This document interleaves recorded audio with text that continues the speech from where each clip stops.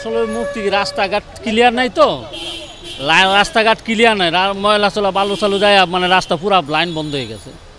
পরিষ্কার করলে কি বই যা আবর্জনা ফালা, আবার লাইনও চিকন।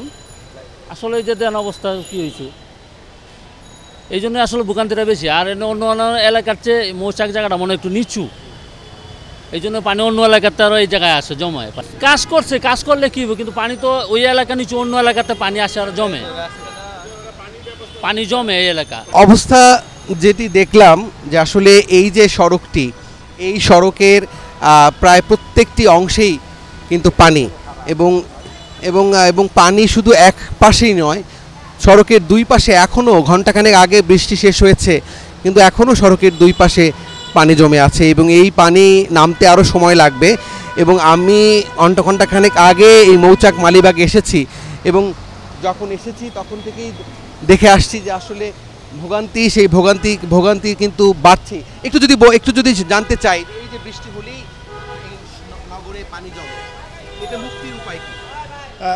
বেসিক্যালি যে বিষয়টা হচ্ছে, আমি একজন প্রবাসী, কিন্তু আমার জন্য খুবই দুঃখজনক যে আমার দেশ এগিয়ে গিয়েছে, ডিজিটাল হয়েছে দেশ, বাট এইখানকার যে এই যে মালিবাগ, এই যে মগবাজার যে অবস্থা, এটা অ্যাকচুয়ালি মানে এটা খুবই কষ্টদায়ক একটা বিষয়। আমি পার হতে পারছি না।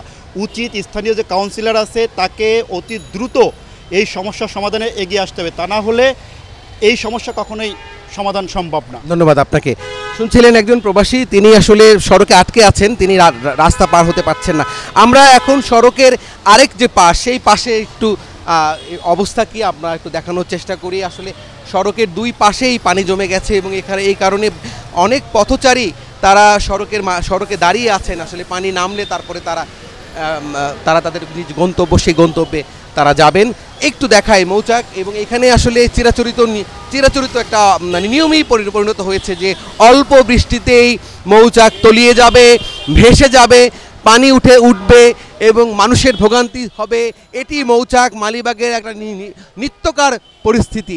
বর্ষা এলে এই ভোগান্তি আরও বাড়ে এবং এ থেকে মুক্তির যে উপায়, এবং এই প্রবাসী যিনি আছেন তিনি কিন্তু বলেছেন যে কাউন্সিলররা, সিটি কর্পোরেশন থেকে যদি তড়িৎ ব্যবস্থা নেওয়া হয় তবেই না মিলবে এই ভোগান্তি থেকে মুক্তি। দেখতেই পাচ্ছেন যে রাস্তাতে এই সড়কে আসলে যান চলাচলের কষ্ট হচ্ছে, সেই সঙ্গে যারা পথচারী আছেন তাদের কষ্টটা যদি দেখায়, যে দেখুন তারা কিভাবে রাস্তা পার হচ্ছে, জুতো হাতে নিয়ে তারা অনেকক্ষণ ধরে দাঁড়িয়েছিল, বৃষ্টি থামবে তারপরে তারা তাদের যে গন্তব্য সেই গন্তব্যে যাবে। কিন্তু পরিস্থিতি এতটাই ভয়াবহ যে এক ঘন্টা আগে বৃষ্টি থেমেছে, কিন্তু 1 ঘন্টা পরেও এই সড়কের পানি কিন্তু এখনও নামেনি।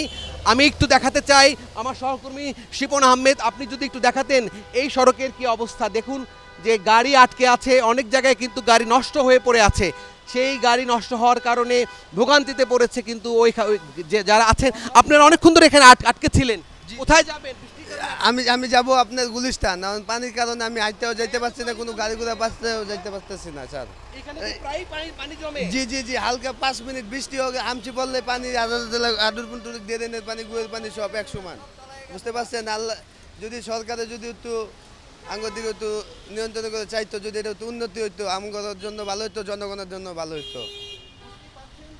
অল্প বৃষ্টিতেই এখানে পানি জমে, এখানে শিশুরা আছে, তারা বই খাতা নিয়ে তারা অপেক্ষা করছে। বাবা, তোমরা কোন স্কুলে পড়ো? সিদ্ধেশ্বরী। ক্লাস শেষ, এখন বাসায় যাচ্ছ? হ্যাঁ। কি অবস্থা কেন? জুতার ভিতরে পানি ঢুকে যাচ্ছে একে, তারপর আবার চলতে অনেক কষ্ট হচ্ছে। আমাদের রোডের আশেপাশে, আমাদের সিদ্ধেশ্বরী এলাকায় যত রোড আছে আর কি, তাদের যে গলি এত রকম পানি উঠছে। আমাদের বন্ধুরা এখন সবাই মিলে 4-5 জন মিলে একটা রিক্সা ভাড়া করে তারপর গেছে। আমাদের কাছে টাকা নেই বলে আমরা এই যে সাইড দিয়ে যাচ্ছি আর কি। তোমরা হেঁটে যাচ্ছ? হ্যাঁ।